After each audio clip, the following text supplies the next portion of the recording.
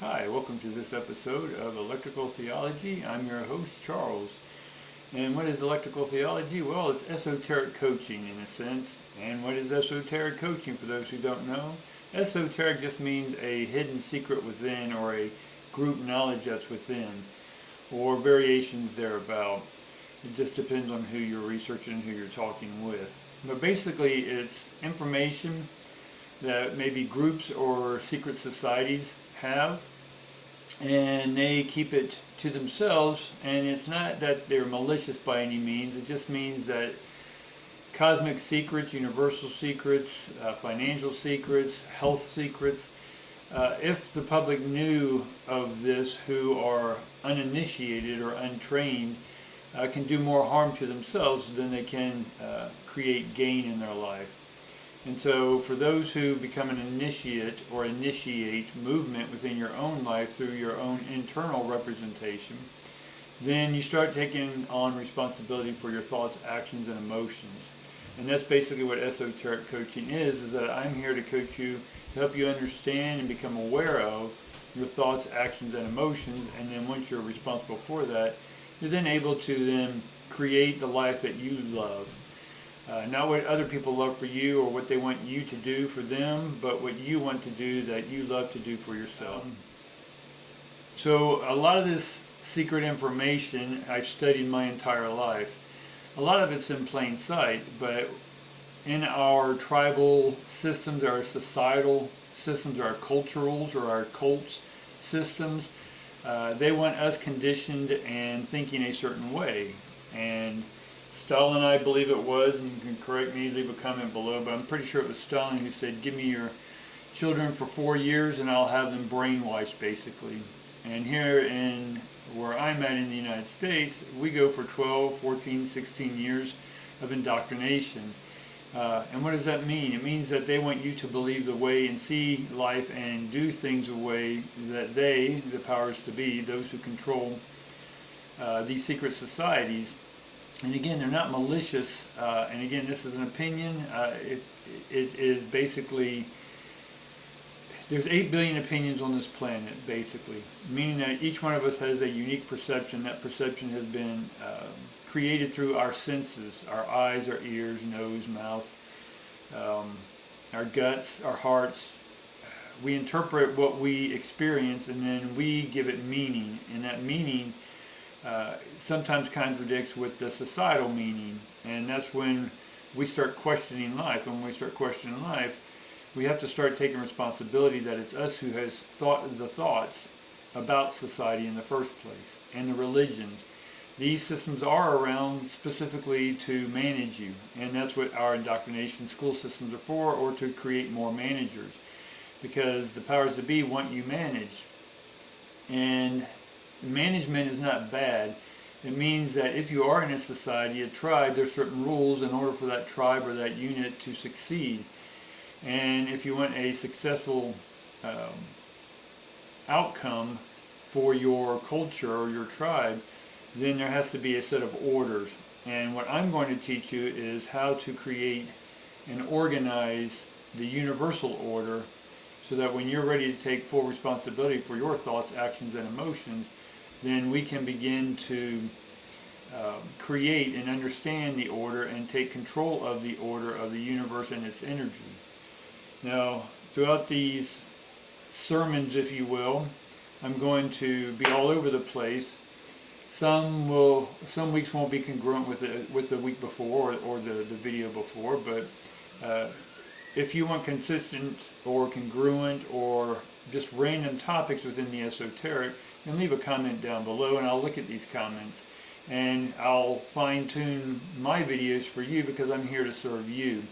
I've studied 40, 50 years of the esoteric, the supernatural, the metaphysical, and have a broad understanding of a lot of these systems. And a lot of them are parallel or similar to one another in their common themes: birth, death, resurrection, so on and so forth.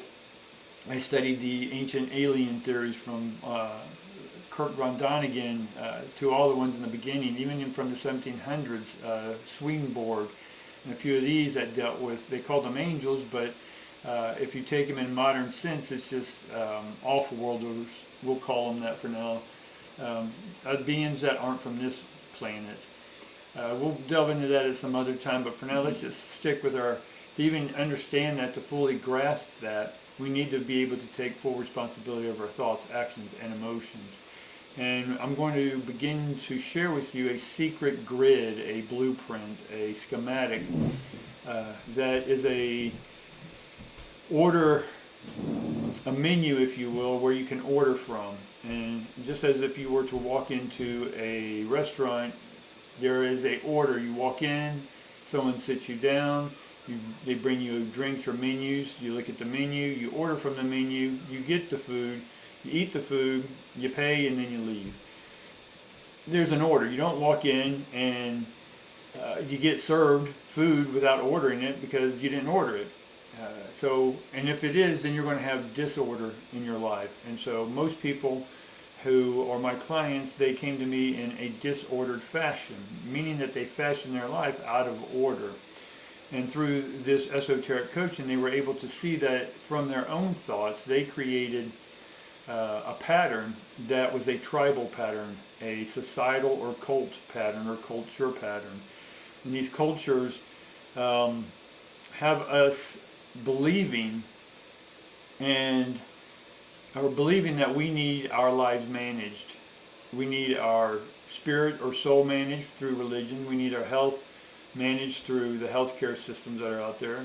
Our financial management, because we need that managed because we haven't been educated on financing. If you read Robert Kiyosaki's books, Rich Dad Poor Dad and such, he teaches you about that our education system does not teach finance or teach you how to become a millionaire. Other writers as well teach the same thing, because it's up to us. School, that indoctrination camp we'll call it, is just basics, just like basic training. When I was in the military, you had to go through a basic training, and once you are ready, or you pass all their tests, then you're ready, or at least somewhat ready, for battle or for war or for whatever it is that you signed up for in the military. And just as you signed up for this life, and I know that can be controversy for some, but I invite you to, for the moment, understand that you came here somehow. And again, this is esoteric. This isn't physics or physiology earthbound 101. This is esoteric universal information. And at some point, you're here and your consciousness is here. Your consciousness jumped into an ape suit, a flesh bag, a vessel, whatever you want to call this. And once it jumped into this vessel, it was basically not understanding anything, and it had to go through the process, an order, in which the audience I may be talking to can be anywhere from 20 to 80. I don't know yet. This channel is still fairly new. But esoterically speaking, when we take control of our thoughts, that we are the creator of our thoughts. Now, things happen to us that are sometimes out of our control, or we think is out of our control, but it's how we react to those or respond to those. We're in charge of those thoughts. The primary experience or event that happens to us or with us can be an outside influence, but it's up to us and how we view that experience or event. This blueprint I'm going to start you with is going to help you understand horizontally and vertically your thoughts, or how to bring in thoughts from the universe. And this universe is not outside of you, this universe is inside of you. What we call electricity is what I call God.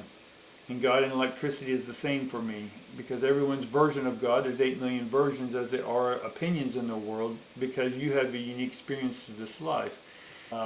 Your senses created a meaning, and that meaning then created you or caused you to act in a certain behavioral manner, and that behavioral manner then creates outcomes. So I can look at someone and look at their outcome when they come to me as a client, and then be able to backtrack through their behaviors, through how they gave something meaning, how they interpreted that meaning, and then what that life event was.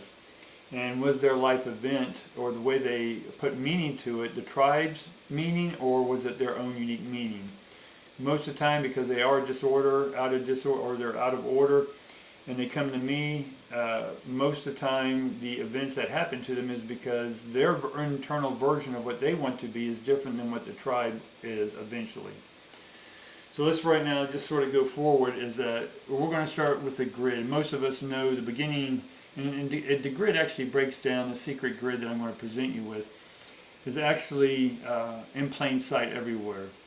It does break down into a further version, but right now most of us know what the tic-tac-toe grid looks like. Right? It consists of 9 boxes, 3 on top, 3 in the middle, and 3 on the bottom. That is a version, what the universe gives us to start understanding the variations or the dimensions of society.